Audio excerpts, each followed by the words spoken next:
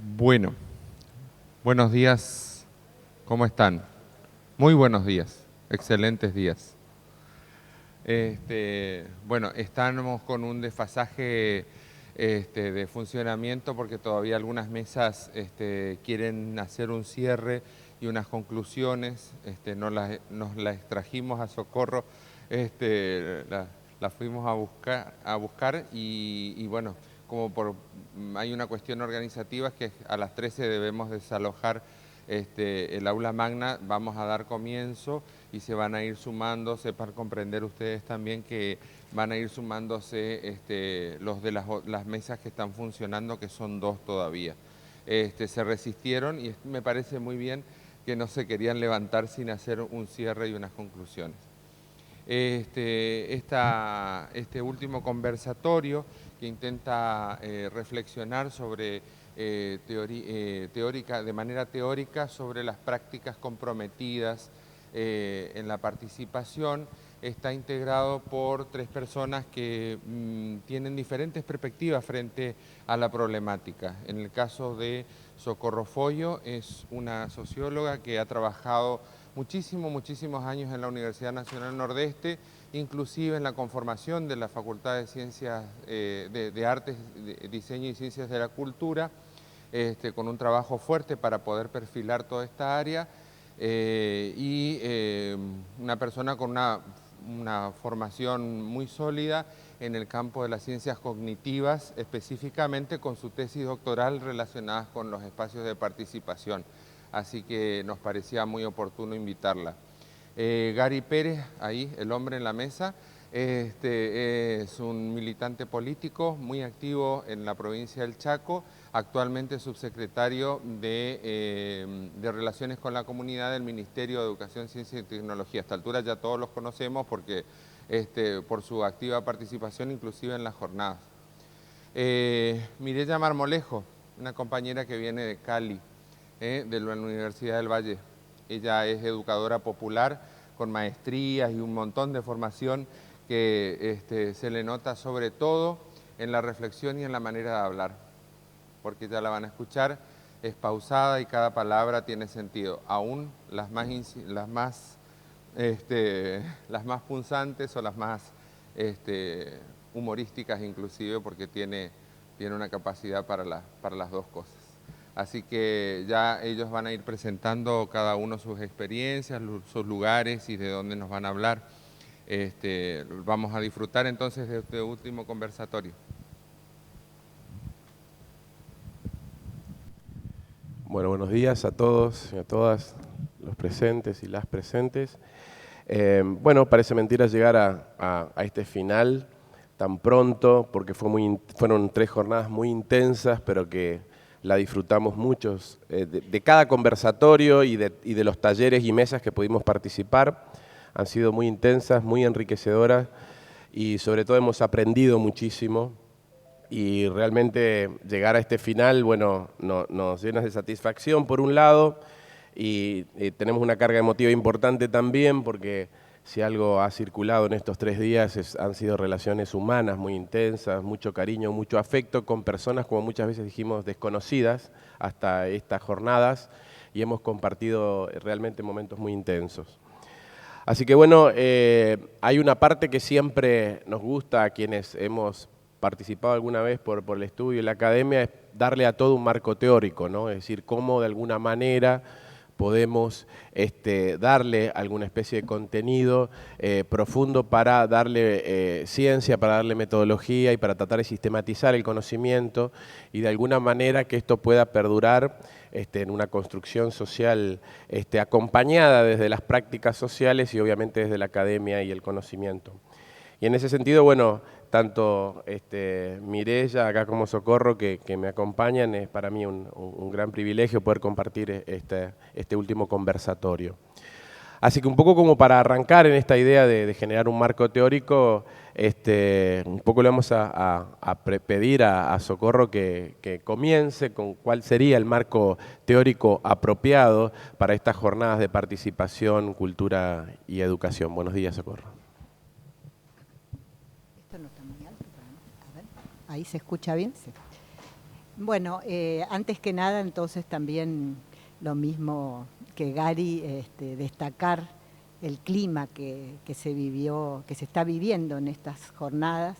Realmente ha sido un intercambio muy fructífero y, bueno, en mi caso particular, como señaló Ronald, también muy emocionada porque he participado desde el comienzo, digamos, en todo este desafío que fue ir construyendo la Facultad de Artes, Diseño y Ciencias de la Cultura, así que me siento muy bien de poder estar continuando con estas actividades. Bueno, como él planteó Ronald, un marco teórico para pensar estas cuestiones de la participación.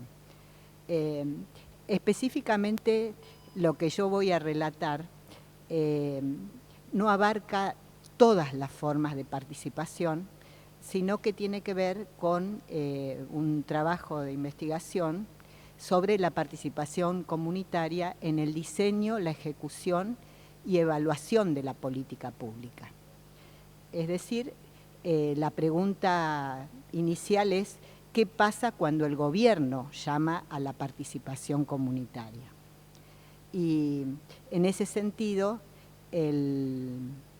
la reflexión apunta a compartir acá entre los presentes qué sentidos adquiere la participación comunitaria en espacios de participación institucionalizados. La base empírica de este trabajo son experiencias desarrolladas en 12 países de América Latina y el Caribe entre 1994 y 2014. Experiencias que han sido publicadas en revistas y libros académicos. Bueno, el punto de partida fue justamente identificar el escenario del capitalismo global en este periodo de estudio. ¿Y con qué nos encontramos?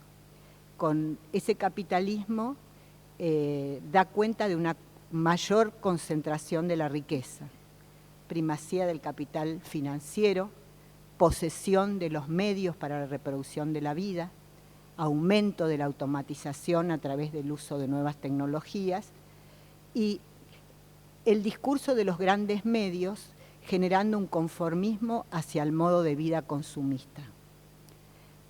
Todo esto es el marco de una forma de democracia formal o democracia procedimental, como menciona Castoriadis, ¿no es cierto? Es decir,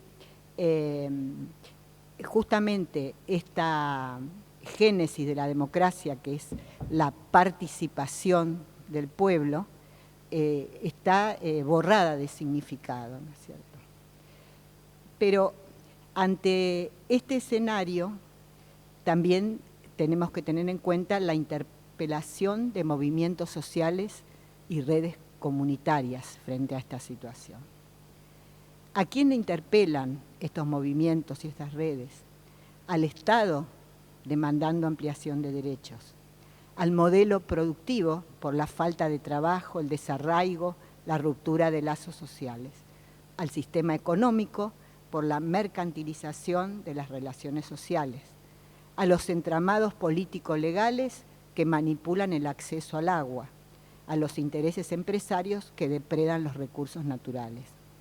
Todas estas interpelaciones las hemos visto y escuchado, ¿no es cierto?, en el transcurso de las distintas actividades de estas jornadas. Y la apelación a la participación comunitaria en este contexto va a ser formulada por actores sociales de distinta posición y desde esta situación va a haber diferencias sobre qué se considera participar, gestionar y decidir. En base a esto, digamos que la participación, desde la convocatoria que hace el Estado a través de estos espacios para la gestión de las políticas públicas, sería una forma de mediación social y política en la dinámica del capitalismo. En esa convocatoria hay un desplazamiento del Estado desde la esfera gubernamental hacia lo público. La pregunta entonces, ¿cómo actúa el gobierno en el espacio participativo? El gobierno tiene un poder explícito, es decir, posee la autorización para las decisiones que corresponde hacer y que corresponde definir en la gestión de la política pública. Este es el punto de partida. Los objetivos formales y su marco de actuación tienen que ver con mejorar la capacidad de intervención de los destinatarios de la política pública en la esfera pública y con institucionalizar medios de creación de oportunidades e instrumentos para la equidad y la integración social, ¿no? Estos son los objetivos formales que están explicitados, digamos, o manifiestos en las políticas. Pero cuando se concreta, digamos, el accionar del espacio, va a aparecer siempre una tensión con el poder instituyente de todos los actores. Y ese poder que poseemos todos los actores está en esos espacios orientado al ejercicio de la autonomía. Entonces, si tenemos en cuenta el poder explícito del Estado y este infrapoder o poder instituyente de todos los actores que participan en el espacio, vamos a definir necesariamente, obviamente, al espacio como una relación de poder. Entonces, acá aparecía otra pregunta. Los discursos académicos, ¿qué realidad comprobable describen sobre la participación comunitaria y en este caso específico de la gestión de las políticas públicas? Entonces, mi estudio anduvo por el análisis de los modos de comunicación en los espacios participativos. Y esos modos nos revelan criterios básicos que operan en la selección, fijación o cambio de las condiciones de las interacciones que se dan en ese espacio participativo. Y encontramos distintos criterios y, por lo tanto, distintos sentidos de la participación. Un criterio es la participación como control. Entonces ahí nos encontramos con que en los espacios participativos son una réplica del orden ya impuesto, establecido. El poder que se da que circula en esos espacios siempre está construido sobre relaciones de desigualdad. ¿Y qué acontecimientos y actores predominan en ese discurso que define al espacio como control o a la participación como control? Organismos gubernamentales, reproducción de mecanismos de representación, caudillismo, clientelismo, desconfianza, ocultamiento de la información, discontinuidad de la política, desarticulación institucional. Otro sentido o criterio, digamos, que fija las reglas de la comunicación es la cooptación. Ayer o anteayer, no me acuerdo, en una de los conversatorios se habló de este riesgo de la cooptación. ¿Y a qué apunta? A neutralizar ideas y prácticas que sean distintas al orden establecido en el espacio participativo o fijado por la política. El poder, en este caso, se construye sobre relaciones de manipulación. ¿Y qué acontecimientos y actores predominantes están en ese discurso? Equipos técnicos, beneficiarios, así en general no organizados, bajo nivel de institucionalidad pública, concentración de poder, restricción de intervenciones y consultas, crecimiento asimétrico de la dirigencia, movilizaciones impulsadas por intereses del gobierno y la participación como eslogan. Otro sentido sería la concertación. Ahí, en la participación entendida como concertación, el poder se construye sobre relaciones de negociación y coordinación. ¿Cómo se visualizan los actores de ese espacio de concertación? Son sujetos con capacidad de alianza, de movilizar recursos propios, acceder a la información para poder confrontar con otras posiciones y ejercer influencia. ¿Qué acontecimientos y actores predominan en la concertación? Encuentros multiactorales, consultores y expertos, disputa y negociación, análisis de escenarios y coyunturas, gestión asociada, coordinación territorial e institucional, capacitación y capital humano y social. Pero tenemos un cuarto sentido posible, y es el de la participación como proceso de democratización.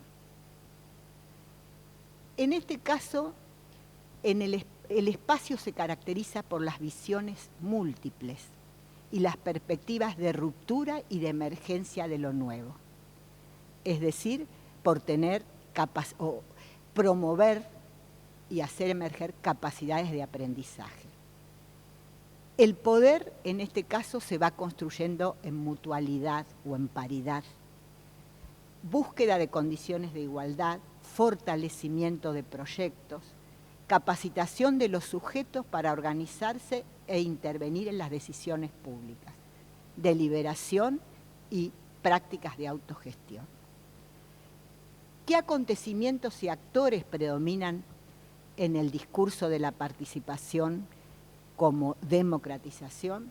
Movimientos sociales y grupos de base, actores con voluntad de incidencia en lo público, deliberación, flexibilidad institucional, interculturalidad, formación política, asociatividad y vínculos de paridad aproximada. Se trata de espacios de participación donde prevalece el diálogo entre fronteras internas, el conflicto se instituyente y se construyen significados colectivos sobre qué es importante y por qué y su proyección futura. Esto nos muestra entonces que el espacio participativo, además de esos sentidos más restringidos de la participación que vimos al principio, tiene capacidad para instaurar mecanismos favorecedores de prácticas democráticas y autónomas.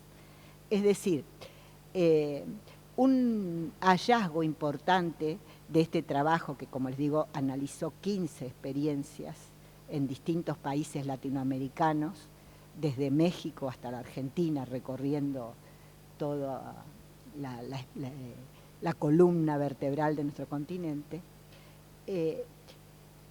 no encontré un solo caso que pueda ser paradigmático en el sentido de decir, bueno, acá es control puro o acá es cooptación pura o acá es concertación o acá es democratización. Es decir, en todos está presente esa posibilidad de alterar las instancias más establecidas. En algunos, digamos, tenían mayores condiciones para la emergencia de la democracia que otros, pero en todos están presentes, ¿no es cierto? De manera tal entonces que, reitero, esos espacios participativos tienen capacidad para instaurar mecanismos favorecedores de prácticas democráticas y autónomas. Muy bien, muchas gracias, Socorro, y después iremos interrelacionando todo esto. Ahora, bueno, el turno de poder Mireya darle su aporte al marco teórico que estamos abordando. Gracias. Buenos días. Quiero iniciar este conversatorio expresando que me siento muy honrada de encontrarme aquí en medio de tantas experiencias enriquecidas con la fuerza que solo se tiene cuando se aborda la vida desde una cultura del eros. Frente a lo que expresan las voces de niños, niñas, mujeres, hombres, de comunidades que nos hablan desde sus vivencias en el trabajo rural y urbano, de sus luchas, de sus logros, de sus dinamismos, de sus búsquedas, de sus miedos, de cómo enfrentan la cultura dominante del tánatos, que es en este momento un motor de procesos de miedo, de amenaza que se transmite a través de los medios diversos que obedecen a intereses de quienes ostentan el poder. Con eso entro a señalar que hay un control cultural en esos medios. Quien les habla es una mujer que ha venido trabajando con diversas comunidades en un país atravesado por distintas violencias, por distintos tipos de exclusiones, por distintas desigualdades, por distintas inequidades. Esto no es nada nuevo para quienes estamos aquí reunidos. Somos conscientes y conocedoras y conocedores de que en esos escenarios hemos estado dedicándonos a estos temas porque buscamos que esos mundos cambien y que esos cambios cobijen los sueños de quienes tratan a toda costa de no sentirse ninguneados, anónimos, excluidos, invisibilizados, marginados, a quienes se resisten a desaparecer por completo, aunque a veces los poderes y el sistema imperante trata de hacer desaparecer.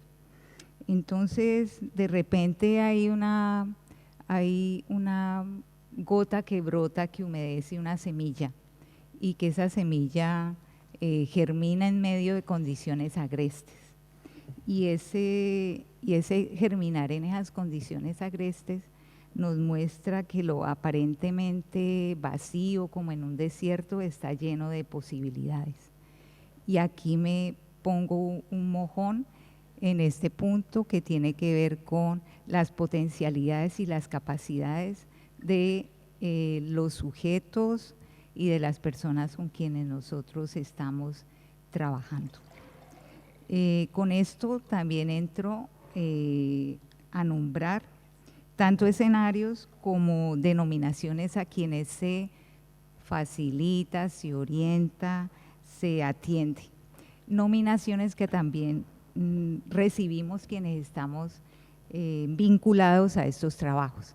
Entonces, aquí también hay un juego en ese lenguaje de quien se atiende es un beneficiario, quien se atiende es una persona que es copartícipe, quien se atiende tiene distintos nombres y nosotros quienes estamos y nosotras quienes estamos en ese ejercicio también recibimos distintos nombres, ¿sí? Facilitadoras, orientadores, asistencia, etcétera. Eso también marca un elemento muy importante en el lenguaje de quien está frente o quien está junto o quien trabaja con y para o quien trabaja de, ¿sí? Allí también hay una distinción muy importante que hay que hacer en este tema. El recorrido que hemos hecho quienes hemos venido hasta aquí con nuestras manos y nuestro corazón a tejer otras posibilidades, nos pone en esta conversa a mirarnos primero a nosotros. Hay que mirar primero qué pasa conmigo, qué es lo que, a quién sirvo, cuáles son esos intereses. Nos pone como de frente a un dilema ético, ¿sí? Y a una postura ética frente a cuál es el trabajo en el cual nosotros estamos desarrollando un proyecto vital, que es el proyecto de vida personal, ¿sí? Porque esto se convierte en ese proyecto de vida personal, en esa construcción y reconstrucción permanente de sí mismo y de sí misma. Entonces, en este dar y recibir, en este compartir, es parte de la mirada a la participación, a la educación y a la cultura. En una construcción de relaciones humanas fundamentalmente, y en ese sentido el venir a conversar aquí nos ubica en una responsabilidad social, ¿sí? Una responsabilidad social con lo que nos comprometemos, en lo que nos moviliza, en lo que nos permite metafóricamente decir que se insufla vida. Y la cultura de la vida, como educadores y educadoras, no importa la profesión que se tenga, ser médico, ser ingeniero, ser ingeniera, ser pintora, ser artista, ser músico, ser la persona que haga el pan mejor. Todo lo que nos compromete nos está diciendo que estamos trabajando en un proceso educativo, que se está pedagogizando cualquier acto, cualquier relación en este ejercicio.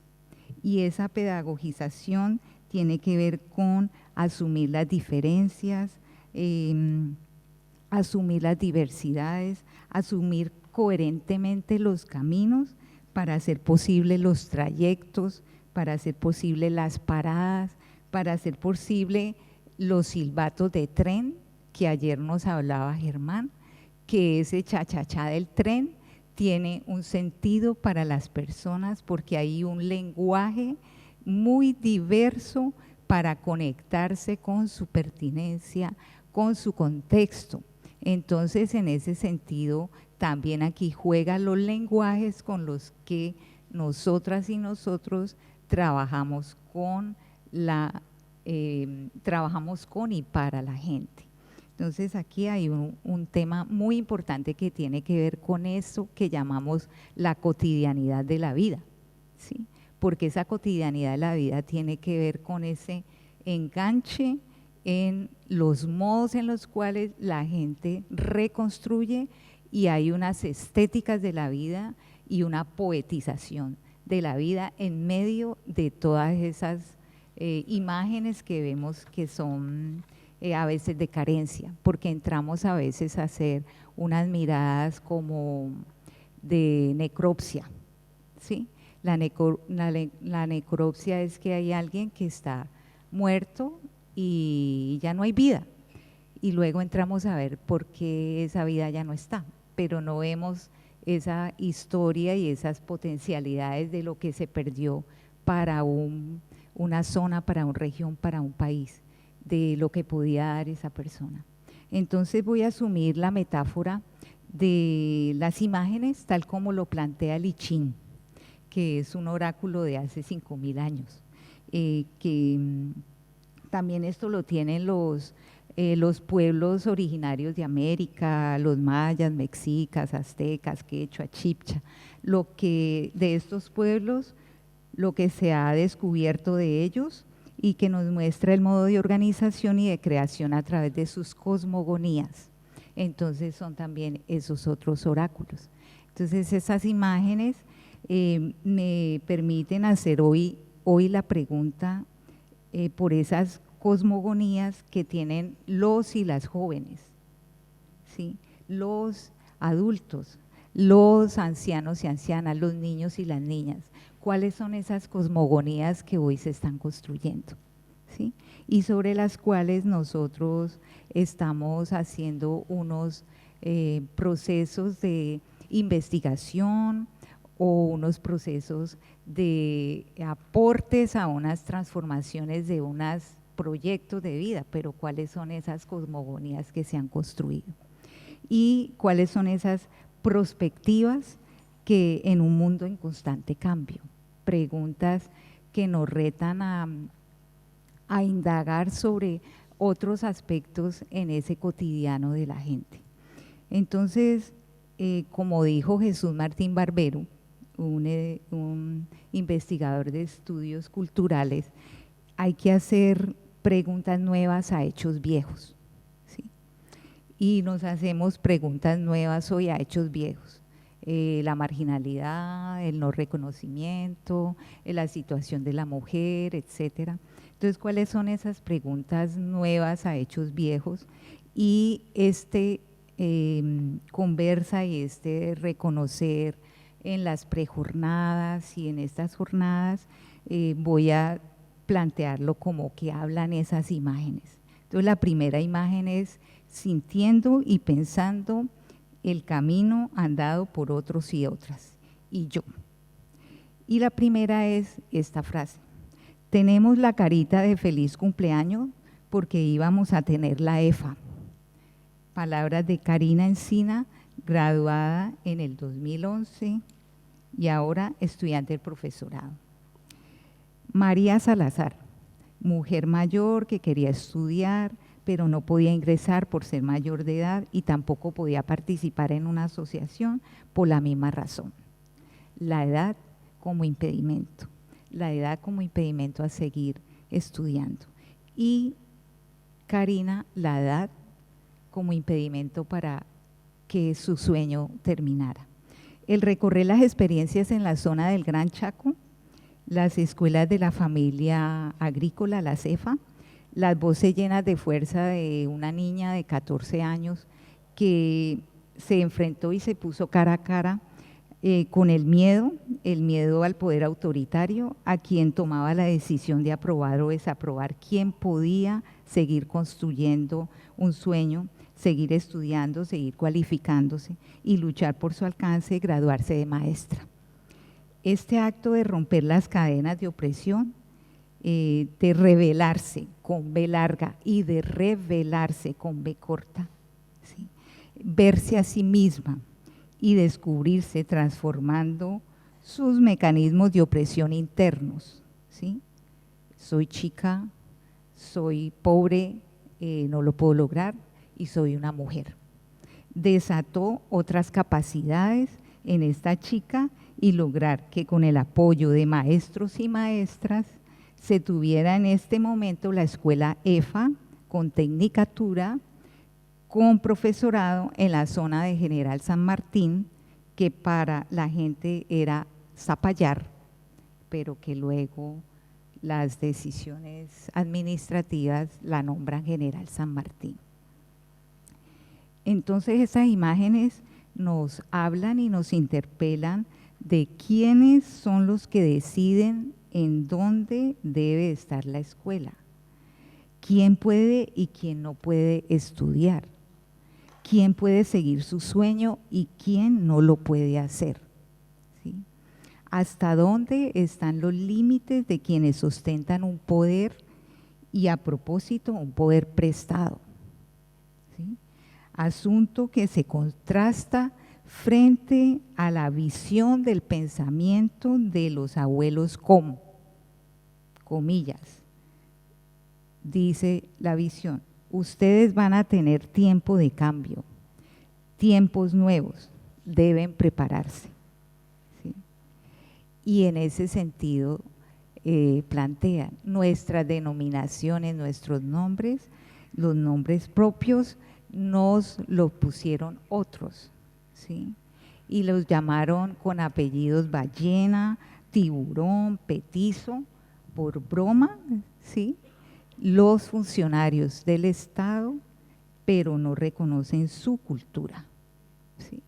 Entonces, allí esto nos da un campanazo para mirar el tema de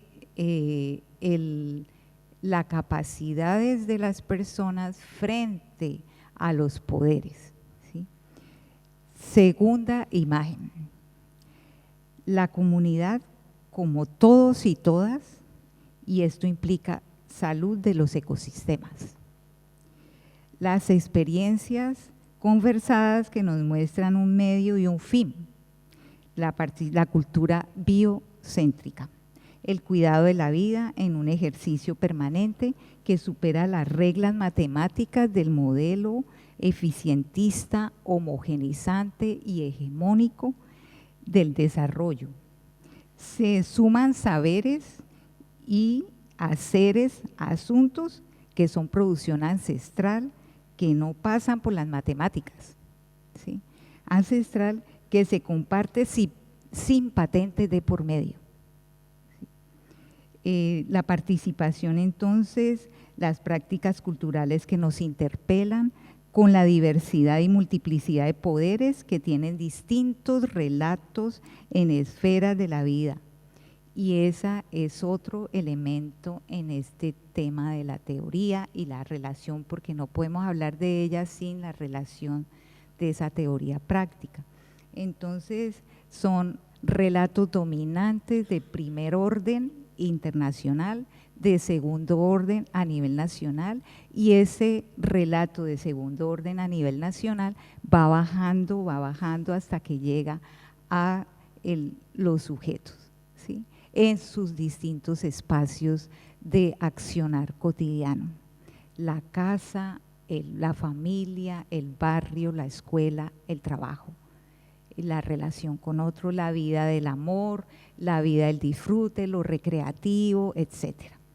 Entonces, en ese sentido, esas relaciones entre países ahora de primer orden estamos signados por los tratados de la OCDE, ¿sí?, del comercio, de la mercantilización, que patenta la vida, patenta los recursos genéticos. Y ayer hablábamos de el patrimonio o la capacidad de hacer esos bienes inmateriales, ¿sí? Entonces, controla el cuerpo, en tanto genera estereotipos que son difundidos por distintos medios, ¿sí? La pregunta aquí sería, ¿qué movilizar en esos procesos de participación con ese acervo cultural? ¿Sí? Y yo hasta el momento no conozco, pero creo que qué pasaría si ese acervo del el mate es algo maravilloso. No me conocían las personas y me están pasando la botellita para que lo pruebe, que se lo rebajamos con un poquito más de agua, que si ya está, que se va a quemar.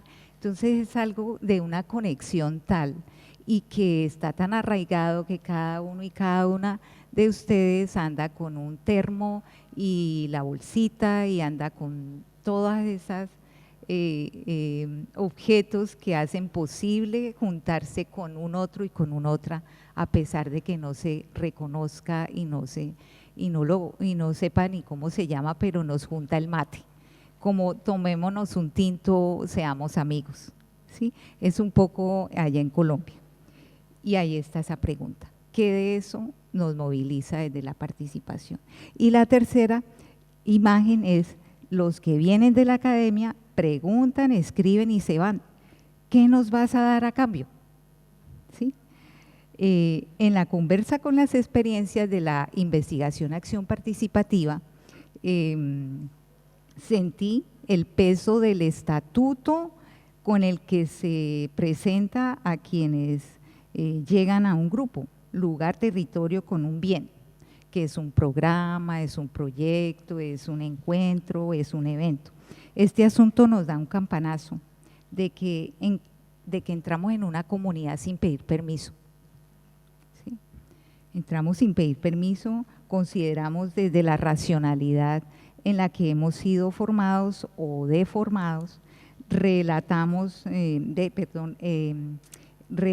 nos relacionamos con un sueño que de pronto no es el sueño del otro. Y aquí hay un tema que la participación implica un encuentro de aspectos en común, ¿sí?, de una negociación cultural, porque tenemos una inequidad y una desigualdad de construcción de saberes, ¿sí? Estamos en otros niveles. Entonces, esa relación de esa teoría y práctica nos lleva a la práctica reflexiva. Y esa práctica reflexiva debe trascender desde lo intrasubjetivo hasta lo intersubjetivo, ¿sí? modos de reconocimiento de saberes, y sin ese paso no hay un diálogo de saberes, ¿sí? No hay un diálogo de saberes porque si obviamos nuestro interior, nuestras historias como objeto de estudio propio, en palabras de Paulo Freire, la concientización, los procesos de concientización. Y con esto entonces se entra a mirar toda la caja de herramientas que llevamos, ¿sí? Entonces esa caja de herramientas tienen que ver con lo que nos ofrece el arte, con lo que nos ofrece la música, con lo que nos ofrece el teatro, con lo que nos ofrece la explosión de la narrativa, de una memoria colectiva, y que lo hacemos a través de todos los procesos de comunicación, pero no cualquier comunicación, es una comunicación adjetivada, se llama comunicación popular, ¿sí? Está adjetivada. Entonces, esto es el ejercicio de esa visibilización y que nos mete en unos retos que son como el tema de la educación. Siempre se habla de la educación, es ese motor del cambio. Entonces nos lleva a mirar el tema de las alianzas estratégicas como la red. Y aquí voy a poner algo que es una frase que en mi casa nos dice mi madre y la abuelita también, en qué velocidad nos movemos, ¿sí? Entonces decía, si te mueves en la velocidad lento, despacio o parado, te mueves en 3 velocidades, lento, despacio, parado. Entonces una red, hay muchas intenciones, miramos incluso el afiche con los puntos del encuentro de las jornadas. Entonces esa red son redes de movilización que solamente tenemos que comprometernos como en una responsabilidad social para que haya ese ejercicio de jornadas de reflexión, de cualificación, el uso de medios de comunicación para democratizar el acceso a los nuevos desarrollos tecnológicos, ¿sí? Porque ese también es otro de los temas en relación a esto de lo teórico en la participación, cómo se accede a todos estos nuevos desarrollos que muchos de los sectores a los cuales nosotros estamos vinculados les queda lejano, a pesar de que hoy una comunidad indígena, la gente use botas Brahma, anda en una moto, tiene un carro y tiene un celular de alta gama, pero hay otras cosas que no. Entonces, ¿cómo hacer posible esa democratización? Y esta educación como ese desafío a un poder que ya que incide en lo político, en lo cultural, en lo económico, en lo social, educación como un proyecto vital de generaciones de niños, niñas y jóvenes y adultos que tal como lo expresa Gabriel García Márquez en la proclama, una educación desde la cuna hasta la tumba, porque hasta el mismo instante en que estamos saliendo de este plano físico, estamos siendo maestros, maestras y discípulas de quienes tenemos a nuestro lado. Es lo que nos muestra ese sistema de la salud comunitaria, pensar todo ese ciclo, pero de manera más armoniosa. Es un sistema educativo que ha sido arrogante, soberbio, compartimentalizado, debe abrirse a otras perspectivas. Y van las preguntas en la participación. ¿De qué manera se está permeando o fracturando ese sistema? ¿De qué modo ese sistema está reconociendo las propuestas alternativas como parte importante de construcción de un capital cultural de un país? ¿De qué modo se articulan otras disciplinas de formación en la indisciplina alternativa? Y finalmente, ¿de qué manera seguimos cosechando fuerzas para atender en modo de UCI, unidad de cuidado intensivo, una de las enfermedades más catastróficas que sufrimos, la codicia. Entonces, considero que como discípula de este encuentro, desde este sentir y pensar el camino andado en las experiencias compartidas, que la participación en este tema de la teoría es un medio y un fin.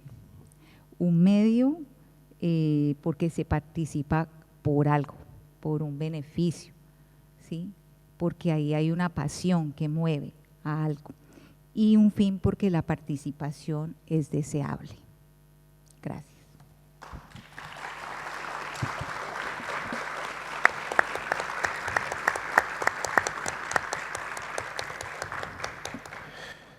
Bueno, para hacer un poco mi aporte teórico, siempre me gusta analizar el contexto en que se le da a la gestión o a la investigación o a los campos sociales, de que hay disputas y hay tensiones que debemos reconocer que están siempre subyacentes y aunque no las veamos, digamos, están todo el tiempo presentes, digamos, ¿no? Por eso me gusta partir siempre a partir de las leyes generales de los campos de Pierre Bourdieu, donde siempre establece que todos los ámbitos sociales se desenvuelven en campos que tienen leyes que se reproducen en forma invariable, como la ley de la física, digamos, ¿no?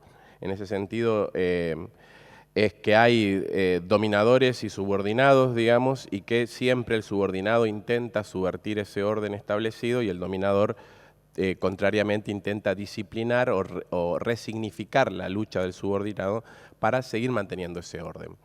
Y en ese sentido, cuando analizamos la cultura como un campo social en general, esta pelea se transforma por la lucha de los sentidos de la vida de los hombres, ¿no? Los dominadores normalmente luchan por la mercantilización, digamos, de todos los sentidos de los órdenes de la vida. Esto pasó en todos los conversatorios, en todas las mesas, siempre subyacente, hablando desde patrimonio, hablando de salud, o hablando de cualquier aspecto que hemos abordado en estas jornadas, siempre estuvo presente el tema de la mercantilización, de ese sentido que le debemos disputar a que para nosotros hay otros sentidos que son más simbólicos, que no son tan materiales, y en ese sentido es que ahí esa ley de los campos se encuentra siempre presente. Y en ese sentido hay peleas por intentar imponer modelos políticos o ideológicos, digamos, y que es importante también saber de que si nosotros somos neutrales, somos funcionales al dominador, digamos, independientemente que es una elección individual, que yo tengo derecho a no hacer nada, digamos, tengo derecho a no participar o a no enfrentarme al que domina, también me asiste un derecho, pero también tengo que saber que yo nunca voy a alterar ese orden y estoy de alguna manera siendo funcional a quien está ejerciendo la hegemonía en ese momento, digamos, ¿no? Entonces, eso de ser independiente o de ser neutral, en realidad estás tomando posición por el dominador, digamos, esa posición neutral no existe, o avanza el dominador o avanza el subordinado. En ese sentido, esa negociación es la que se cuestiona, digamos, cuando las leyes de los campos se reproducen, como digo, en forma invariable como las leyes de la física. Y en ese sentido, la cultura popular siempre ha sido un espacio de resistencia y de pelea, digamos, a la cultura hegemónica o a la cultura dominante, digamos, ¿no? Es ahí donde reside precisamente el mayor patrimonio que tenemos como pueblos del mundo, es el hecho de recostarnos sobre nuestra cultura popular. ¿Por qué es tan importante? Nosotros cuando nos tocó gestionar la cultura, ¿por qué nos recostábamos más y hacíamos más por la cultura popular? Porque en ella reside precisamente lo mejor de nosotros como pueblo y lo mejor que podemos hacer para resistir esa dominación y pelear por nuestros derechos, pelear por nuestra propia autonomía como pueblos, ¿no? En ese sentido, nos parece que la participación, de alguna manera va a intervenir en subvertir ese orden. Queramos o no queramos, cuando iniciamos un proceso de participación, estamos empezando a pelear hegemonías, estamos empezando a pelear orden establecido previamente. Por eso es importante saber que la participación no es una cuestión neutral, sino parte al menos como esta idea de subvertir el orden. Pero como bien nos decía hoy Socorro, a la participación se la trata de manipular o de cooptar o de cambiar o resignificar la participación. Los hegemónicos van a intentar hacer eso, es decir, van a intentar que la participación no cambie el orden establecido y que de alguna manera el poder lo sigan teniendo los mismos de siempre, digamos, ¿no? Y la participación parte precisamente como una necesidad de cambiar ese orden establecido. Y que es importante que esa disputa está en el orden simbólico, ¿no? Eso es muy importante porque Vivian por ahí lo decía, ellos nos pueden hasta tirar la bomba, digamos, ¿no? Pero nosotros estamos peleando por otra cosa, nosotros estamos peleando por los sentidos de la vida y no importa que ellos sean ricos, millonarios y dispongan de todos los medios materiales que tengan, nuestra pelea es por los sentidos, es otra pelea, es cultural, la batalla de fondo es cultural. Y eso para mí es muy importante porque no importa lo enorme que sea el poder dominante en un territorio, sino que lo importante es que peleemos por nuestros derechos y de nuestra dignidad como pueblo y de los sentidos que le damos a nuestra propia vida, digamos, ¿no? Bonfil Batalla, que es un antropólogo mexicano, aportó mucho a esto que también mencionaba hoy Mireya, del control cultural, ¿no? Él establece, incluso creó una matriz para poder analizar cada cultura, cuando una cultura es autónoma, cuando una cultura es enajenada, cuando una cultura es apropiada y cuando es una cultura impuesta. Normalmente, cuando nosotros, él divide entre elementos culturales y las decisiones culturales, y en base a eso arma una matriz muy simple, donde dice que si los recursos de la cultura o de la sociedad donde vivimos son propios y las decisiones las tomamos nosotros como pueblo, estamos en presencia de una cultura autónoma. Si estamos, por el contrario, tenemos elementos propios, pero las decisiones son ajenas, y bueno, estamos teniendo una cultura enajenada, digamos, ¿no? De que la dominan otros. Y si tenemos tanto recursos, elementos culturales ajenos como decisiones ajenas, estamos ante una cultura que ha sido apropiada por nosotros, como el caso de la tecnología, por ejemplo, que la podemos resignificar y darle otro sentido, como la informática, por ejemplo. Y también podemos estar en presencia de una cultura impuesta. Nosotros sabemos que no es nuestra cultura, sabemos que no son nuestros intereses, pero no podemos romper con esa dominación, con esa cultura que está establecida. Entonces, esa participación tiende a generar culturas más autónomas o en todo caso culturas apropiadas, resignificadas por nosotros para nuestro propio destino. Nosotros no estamos en contra del progreso, no estamos en contra del confort, de la tecnología. Sí estamos a favor de que esos avances de la tecnología o del progreso, llamémosle entre comillas, de la humanidad, esos avances sirvan para mejorar la calidad de vida y darles más sentido a nuestra vida y no para dominar, simplemente someter a los pueblos, ¿no? Y entonces nos parece importante, por lo menos para mí, que siempre sobrevoló en todas las charlas, conversatorios y las mesas, es el tema de los cambios de paradigma, ¿no? Este tema siempre estuvo presente, la idea de que la pelea de fondo es cultural tiene que ver con cambiar esos paradigmas. En lo social, muchas veces decimos que hay violencia de género, hay muchísimos flagelos sociales, las adicciones y demás, son parte de un paradigma de consumismo, ¿no? El ver a la mujer como un objeto de consumo masculino y de que la publicidad en los medios de comunicación exhiban mujeres con poca ropa para poder vender los productos es un mensaje cultural subliminal que están metiendo en las conciencias de las personas como que la mujer es un objeto, ¿no? Es una mercantilización de la mujer en este caso, y que después el hombre reaccione a agredir o a violentar a la mujer es una consecuencia de ese proceso que se inicia cotidianamente sobre un paradigma cultural. Que si nosotros no trabajamos sobre esos paradigmas como sociedad, desde el Estado, de la sociedad civil, la publicidad, los medios de comunicación, vamos a seguir incidiendo en que existan aún más mujeres que van a ser violentadas y van a seguir, en este caso, sufriendo la violencia cotidiana. Del mismo modo, la violencia urbana, ¿no? Las ciudades están fragmentadas, los ricos viven para un lado, los pobres para otro. Pasa acá en Resistencia, los pobres viven para el sur, los ricos van haciéndose en fincas hacia el norte, y pasan en muchísimos lugares donde la convivencia no es lo que prioriza el mercado inmobiliario, que es el que a veces incide sobre la planificación urbana de las ciudades, ¿no? Las necesidades de mercantilización del espacio hacen que las ciudades se acomoden por sectores sociales y eso dificulta la convivencia. Entonces, el que tiene menos trata de tener los bienes del que tiene más, y el que tiene más, cuando los tiene esos bienes, el de las clases más acomodadas, se encuentra que la vida no tiene sentido. Y los chicos ricos también lloran, como dice una frase popular, y en realidad los chicos ricos se suicidan, se toman adicciones, se pelean, son violentos. Lo material no trae la solución al sentido de la vida.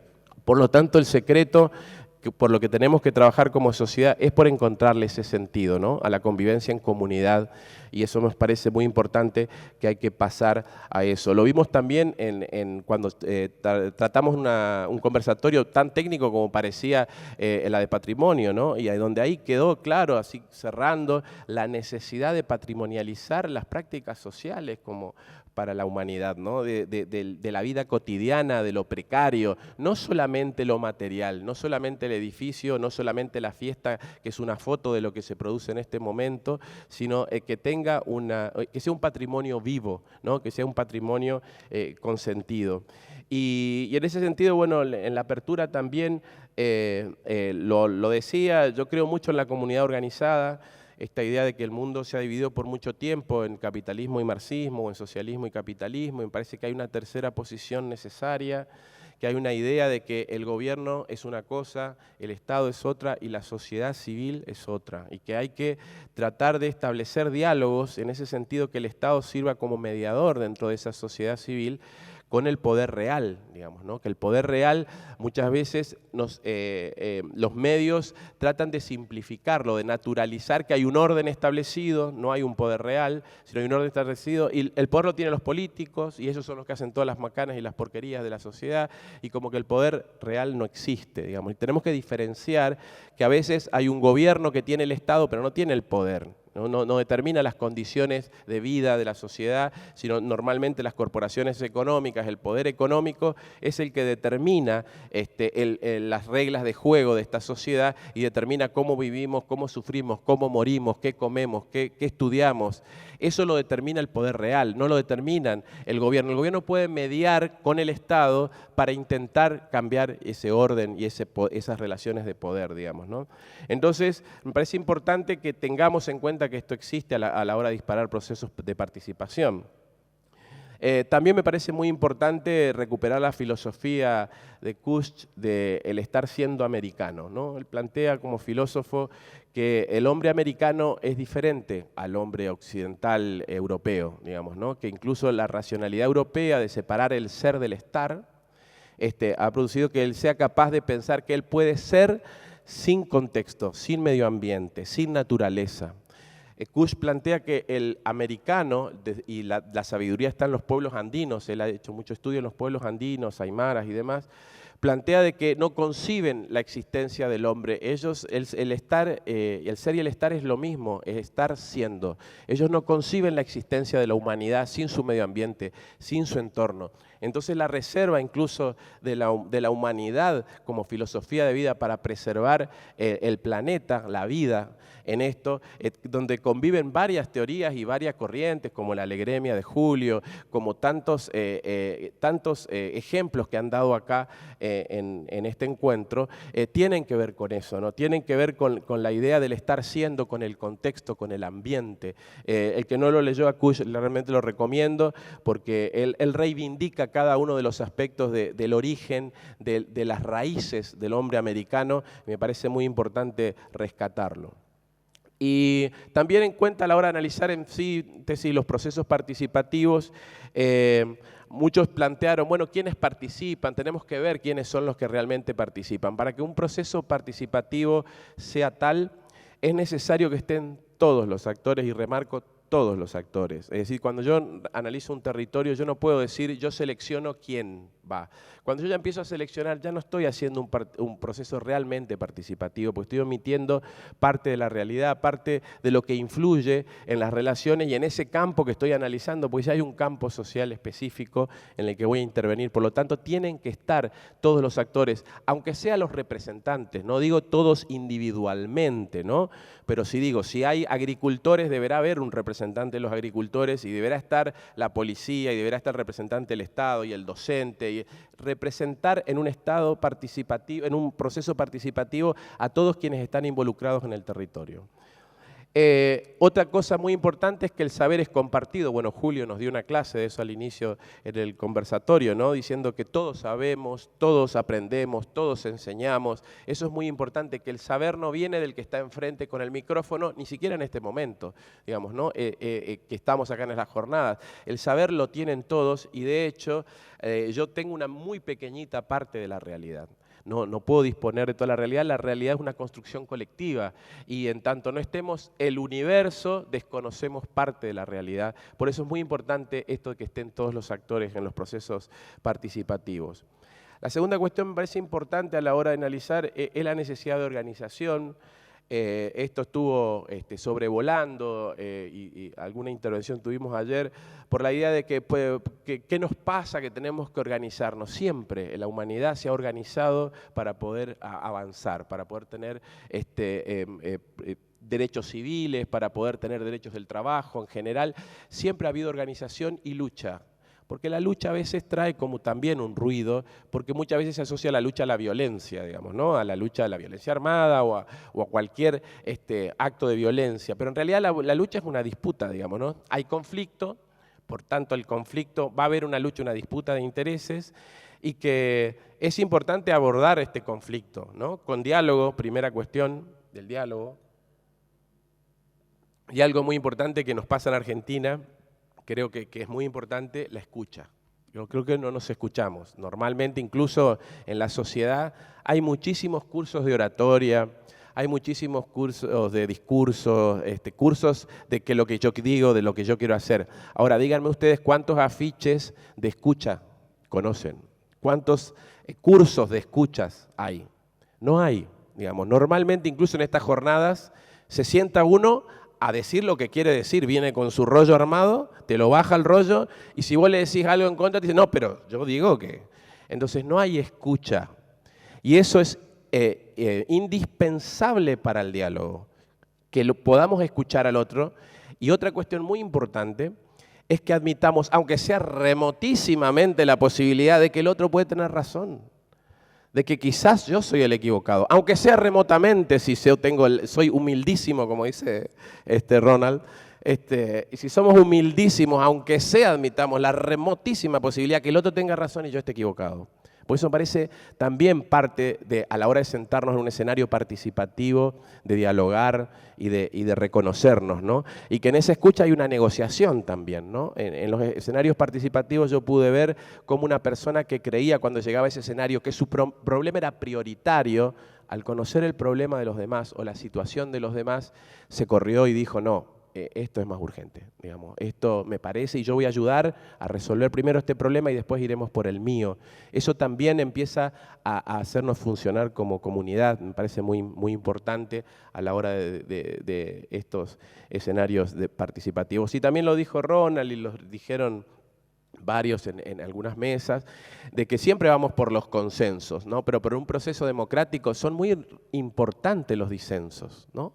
Son importantísimos los disensos, porque normalmente los disensos son los de las minorías, ¿no? Y si las sociedades democráticas no avanzan hacia los derechos de las minorías, es decir, con el que no está de acuerdo con la mayoría, porque la democracia a veces también es muy fascista en el sentido que se hace lo que la mayoría quiere y el resto a pelarse, digamos, ¿no? Y yo creo que las democracias tienen que empezar a aprender y en los procesos participativos se debe aprender precisamente de respetar al disenso o a los pocos que disienten con nosotros, ¿no? De que la mayoría no debe imponer siempre todos los criterios y hay que escuchar el disenso, ¿no? E incluso, aún como decía Ronald, en los procesos de patrimonialización o demás, dejar un registro, una constancia de esa voz del disenso, ¿no? Y no de siempre la historia la escriben los que ganan, ¿no? Y que no hay otra historia, y de que eso queda eliminado y rechazado, como se patrimonializaron los carnavales europeos, por ejemplo, ¿no? Que hoy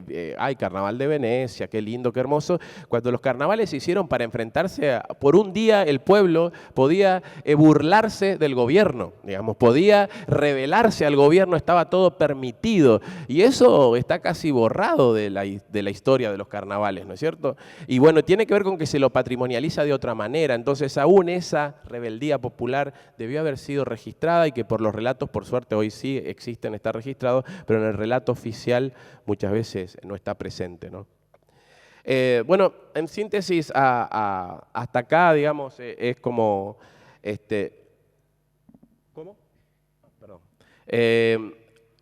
Hasta acá quisiera dejar mi aporte y hoy quisiera un poco ya abordar a Socorro y de alguna manera ver qué encontró ella de este marco teórico dentro de las jornadas y cómo han contribuido o cómo han disentido con este marco teórico a reafirmarlo o a cuestionarlo.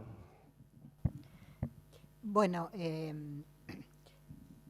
creo que no es una cuestión de que lo reafirma o lo pone en duda, sino que es un proceso más de construcción, ¿no es cierto?, de la participación desde esta posibilidad de intercambiar tanto distintos enfoques como vivencias, ¿no es cierto? Y en ese sentido, yo había hecho como una pequeña recapitulación de todo lo que pasó en estas jornadas, fundamentalmente donde tuve posibilidad de asistir, que fueron los conversatorios, porque no era posible multiplicarse e ir a todas las mesas, ¿no es cierto? Y allí, en cada uno de los conversatorios, queda plasmado justamente que la participación, más allá de lo que formalmente puede plantearse en el discurso de quienes la promueven o de quienes la convocan, tiene esa fortaleza de ir generando nuevas perspectivas. Por ejemplo, en el conversatorio de cultura y ciudadanía activa se planteó esta cuestión, es decir, participar como reconocer los propios dispositivos. Es decir, más allá de dispositivos formales que puedan plantearse, por ejemplo, supongamos en un programa de salud o en un programa de vivienda, es decir, es agenciar dispositivos nuevos, ¿no es cierto? Ahí está la característica de lo autogestivo. En ese conversatorio hubo palabras no nuevas, pero sí que aparecían como nuevos sentidos de la participación o sentidos orientadores. Por ejemplo, la experiencia de Marta, que decía, el programa de trabajo de la experiencia se denomina del miedo a la esperanza, ¿no es cierto? Después lo del doctor Monsalvo, esperanza y alegremia. Es decir, siempre estaba este concepto como resignificando la participación. Vos ya lo planteaste, que esto fue una apuesta muy importante de Monsalvo. Todos somos comunidad. Sabemos, aprendemos y enseñamos. Es decir, esta es la idea de la participación, es decir, de la visión democrática de la participación. Es decir, donde hay paridad, tanto en las decisiones, paridad de palabra, ¿no es cierto? Todos somos comunidad. En el conversatorio Género, Salud y Comunicación, lo que yo rescato como concepción de la participación es una frase que creo que es de Vivian, que es tener el corazón preparado para tejer redes, ¿no es cierto? Es decir, participar es no tener límite, ¿no es cierto? Es decir, la red va tejiéndose y destejiéndose. Lo que vos planteabas recién, por ejemplo, es decir, nos fijan quiénes vienen, quiénes concurren, quiénes los representan, porque a veces también, es decir, es ese tema, bueno, que venga un representante de tal institución, y quién el dedo famoso, ¿no es cierto? Bueno, y bueno, muy importante lo que se trabajó en ese conversatorio, Género, Salud, Comunicación, generar memoria a través de la posibilidad de crear productos comunicacionales endógenos. La experiencia de los videos, ¿no es cierto? Y esos productos comunicacionales contrastan a lo que fabrican los medios, ¿no es cierto? Franquear fronteras invisibles, acciones contrahegemónicas, nos decía Marcela, recrear historias, poetizar, ¿no? La participación desde esta perspectiva democrática es poiesis también, ¿no es cierto? Es crear algo nuevo. En el conversatorio sobre los procesos de patrimonialización, me queda esta frase que fue cicatrizar las heridas al sentido provocadas por el discurso opresor. Es decir, otra vez esta cuestión, ¿no es cierto? Cómo se pierden los significados, es decir, la famosa concepción de insignificancia de Castoriadis, cómo se pierden los significados y van siendo heridos, ¿eh? Y entonces desde una participación genuinamente democrática estaríamos en la posibilidad, digamos, de revelarnos y revelar el discurso opresor. Y por último, digamos, el de redes, el conversatorio de redes para la salud y la vida, rescato justamente esta idea de pasar de la salud como Estado a la salud como derecho y como proceso en permanente desarrollo, ¿no es cierto? Y esto mismo es la participación. No es un Estado, bueno, ahora somos participativos, mañana no sabemos, no. Es un proceso constante en desarrollo y es un derecho. Y bueno, y de este conversatorio, hagan ustedes la síntesis.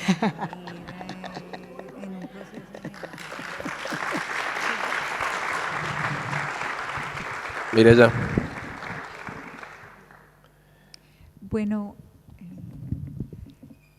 creo para mí en la mayoría de los conversatorios y en el taller en el que participé, en la visita maravillosa de las prejornadas, constato lo que finalmente dije al final, al cierre, y es el tema de que si la participación es un medio de un fin, ha sido recreada en las distintas experiencias a través de múltiples procesos muy creativos, ¿sí?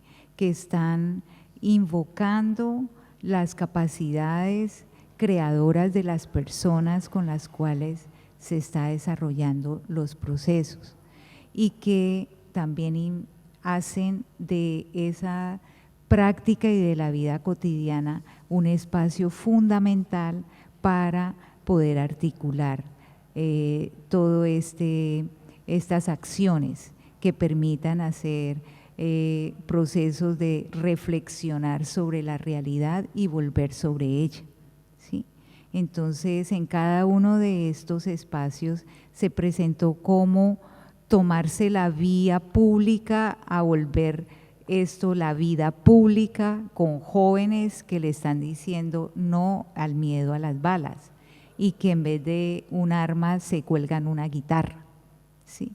Entonces es tomar unos espacios cotidianos que son manejados por otros a partir del miedo y de la amenaza con otra respuesta que tiene que ver con construcciones que van cambiando y van transformando familias y los sujetos en sujetos de restitución de derechos. Y en casi todas las experiencias es esa restitución de derechos, como mujeres, como jóvenes, niños y niñas. Entonces es generar esa tensión entre la autonomía, la heteronomía, la autodeterminación de las personas en su ejercicio cotidiano. Y ahí es donde estamos jugando este campo de la educación y el campo de la educación popular, ¿sí? Porque en últimas todo este es un ejercicio pedagógico. Y ese ejercicio pedagógico está invocando también unas pedagogías o de la distancia o del acercamiento. Entonces esas pedagogías del acercamiento están revestidas de la pertinencia y de la contextualización, ¿sí? Y allí es un proceso clave para este trabajo y es lo que estamos viendo, pero la situación es cuáles son los desafíos o los retos que a partir de esta conversa tenemos para seguir tejiendo y visibilizando y potenciando todas esas capacidades y todos los proyectos y las propuestas que hay. Entonces, un aspecto clave que tiene que ver con lo educativo y con lo que plantea la educación popular es el tema de las alianzas, las estrategias para seguir conociendo y sobre todo sistematizando las experiencias, porque la sistematización es un elemento, es un proceso clave para poder conocer, para poder comprender, para poder interpretar, para poder motivar una memoria colectiva de resignificación y de sentidos nuevos de la vida.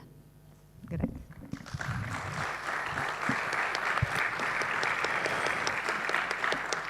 Bueno, ahora habría que preguntarse simplemente como cierre hacia dónde vamos, cómo seguimos, digamos, de alguna manera ver todo lo que rescatamos de esto, ¿no? De tratar de seguir con la construcción de redes, seguir combatiendo la institucionalización de la participación, esto de seguir desarrollando autonomía, como decía Vivian, somos incontrolables ante la teoría del control, nosotros siempre tenemos que ver la forma de organizarnos como para de alguna manera pelear por nuestros derechos y creo que la participación es importantísima en ese sentido.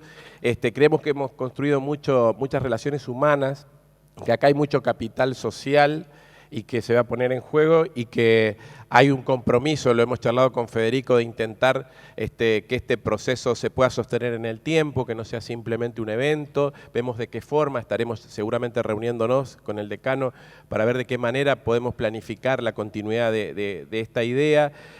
Nos parece muy importante que esto es mucho más trascendente de lo que nosotros mismos a veces somos conscientes, de que haya un pedacito de la humanidad que esté discutiendo estas cosas.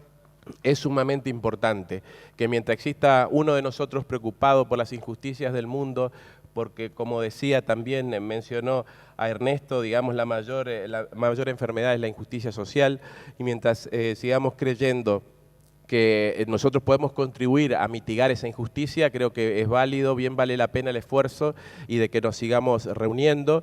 Y en esto una cuestión muy personal que no tiene nada que ver con lo institucional, pero en estos procesos de participación y construcción colectiva quiero reivindicar a una compañera que hoy está injustamente presa, Milagro Sala, en Jujuy, que ha hecho mucho por los más humildes por este país.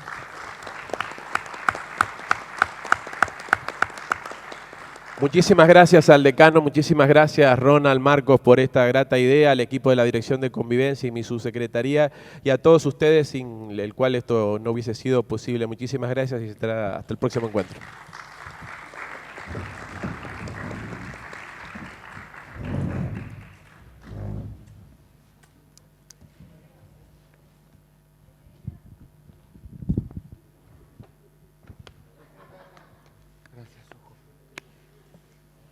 Bueno, yo quiero tomar un momentito, nada más, como para hacer un cierre. Vengan para acá. Vengan para acá. Gary y Federico, por favor, acérquense aquí en este lugar intermedio que nos toca como para pedirle una reflexión a cada uno y un cierre, porque realmente han sido muy movilizantes, así que por favor. Bueno, muy breve y agradecer por supuesto al equipo, el alma mater de la idea y del trabajo, estas tres personas que están acá con nosotros y que fueron sumando a otras y bueno, de nuestra parte muy felices desde la facultad, haber cerrado con Socorro, como se mencionó, ella fue un artífice principal de la idea de creación de esta Facultad de Artes, Diseño y Ciencias de la Cultura. Imagínense, esto fue hace 6 años atrás y lo que fue sostener esta cuestión de las ciencias de la cultura, ¿no? Hubo todo dentro de la academia una resistencia muy fuerte, pero desde ahí la sostuvimos y después trabajamos los 2 primeros años en 2 o 3 encuentros con organizaciones sociales para tratar de definir cuál iba a ser el perfil también de nuestra oferta académica y demás, y así definimos la licenciatura en Gestión y Desarrollo Cultural y hemos transitado el camino también del análisis de las cuestiones vinculadas a las fronteras culturales, distintas temáticas que creo que bueno, se coronan en esta posibilidad de juntarnos entre distintas instituciones educativas, del Estado provincial y todas las organizaciones que aquí estuvieron transitando para poder hacer lo que se hizo aquí. Cotejar experiencias, conocernos desde el afecto, como se mencionó, que creo que esto es fundamental. Y bueno, nada, como dijo Gary, el compromiso de repensar todo esto que ha pasado aquí con la posibilidad de poder ir generando un espacio más permanente y más amplio. Creo que fundamentalmente en las discusiones se han digamos, identificado algunas áreas que hubiera sido muy bueno que estén aquí, pero bueno, quizás puedan estar en los próximos encuentros y también ampliar el espacio geográfico de participación, porque creo que hay muchas experiencias en otros países también que aquí no han estado, no han podido estar, y bueno, seguir trabajando y seguir juntándonos de esta manera creo que es un gran desafío para todos. Así que muchísimas gracias, muchas felicitaciones a todo el equipo y a todos los que se sostuvieron en estas intensísimas jornadas. Felicitaciones. Gracias.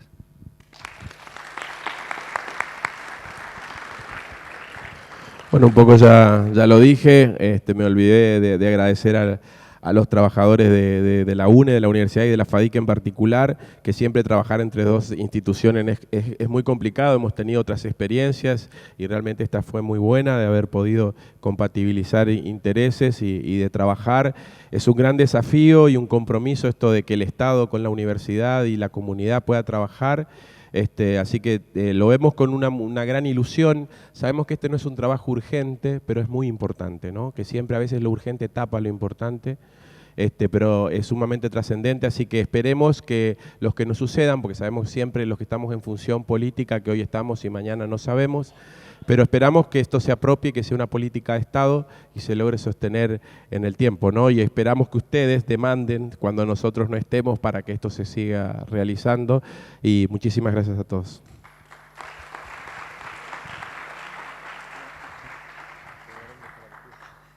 Bueno, ya me han escuchado a lo largo de estos días en distintos espacios, solamente repetir lo que dije, que en todo lo compartido se ha vivenciado la esencia misma de estas jornadas, en las distintas mesas, en los talleres, en las ponencias, en los conversatorios. Así que bueno, ahora el desafío es el sostenimiento de esta propuesta desde los distintos ámbitos, desde las distintas instituciones, y bueno, ver cómo le damos continuidad a toda esta construcción de participación y bueno, en cultura y educación. Y muchas gracias a todos.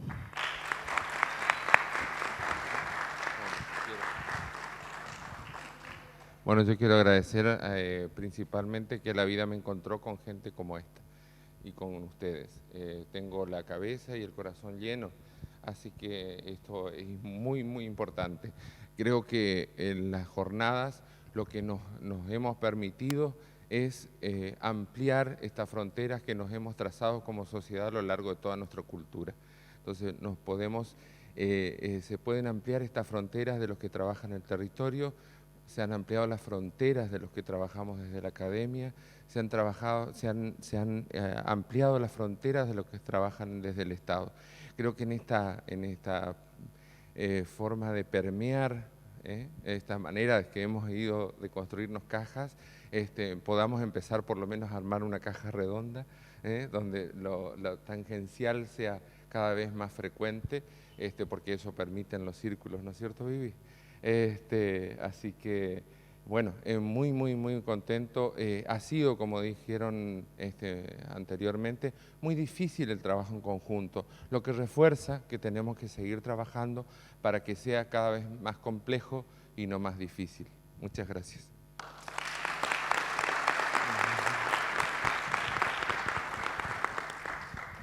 Bueno, ¿por qué dijiste lo que yo tenía que decir? Porque somos Sí, cristianos. Sí, ¿no? Lo que dice Ronald es un poco la expresión de deseo que decíamos en nuestras palabras, que leyó Malí al inicio de las jornadas. Fueron sentipensadas, traccionadas y finalmente vivenciadas desde unos intersticios, unos entremedios, entre fronteras porosas de distintos mundos, de distintos ámbitos. Por eso planteábamos un desafío, se nos planteó un desafío en 3 niveles. El interinstitucional, que finalmente, a pesar de esas dificultades, estamos aquí, celebramos que estén los decisores políticos que han hecho posible, o fueron también parte de la condición de posibilidades que se concreten estas jornadas. La intersectorialidad, hoy estuve un ratito en una mesa de participación y educación, gente que vino de Fortín Lavalle, viajando desde ayer a las 6 de la mañana, gente que vino de Goya, representantes de comunidades indígenas, de instituciones, estuvo en la Dirección de Cooperativismo exponiendo esta mañana también en otra mesa, gente del ámbito académico en las mesas de IAP, de salud. Esa intersectorialidad dinamizó y finalmente potencializó las posibilidades de construcción de conocimiento y de relacionamiento de los aquí presentes.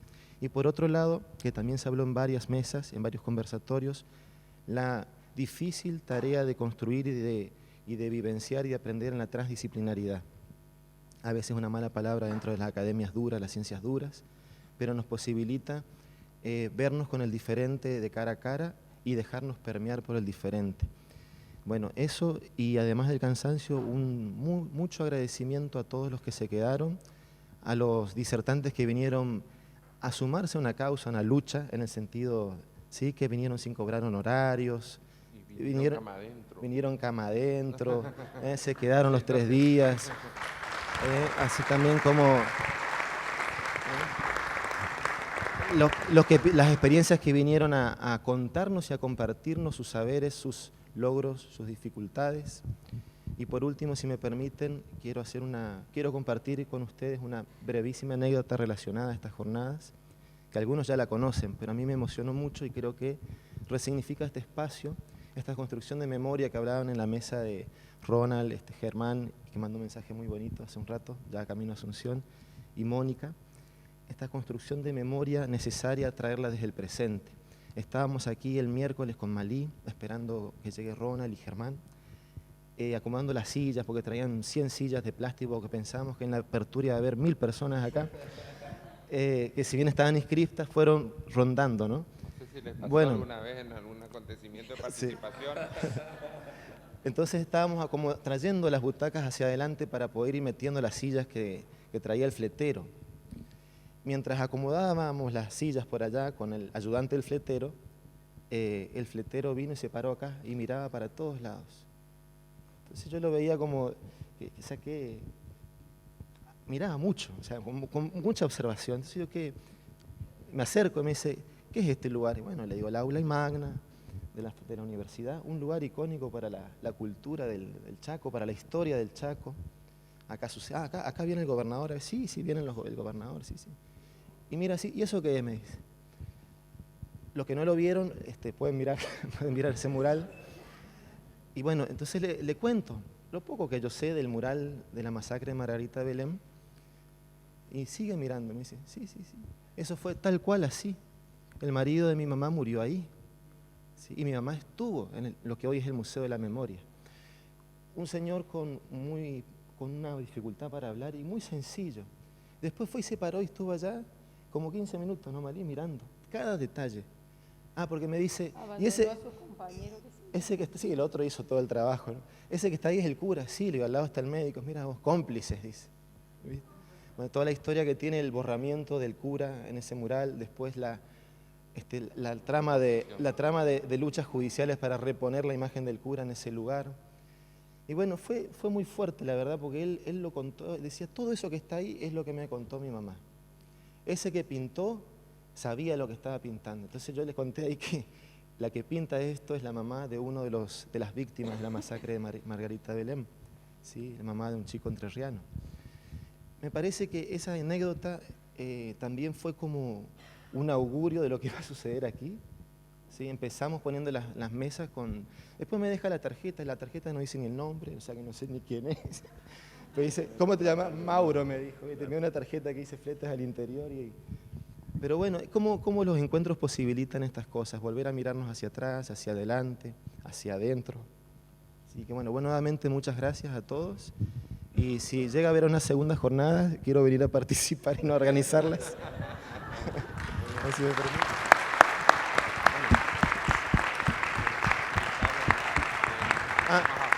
Bueno, perdón.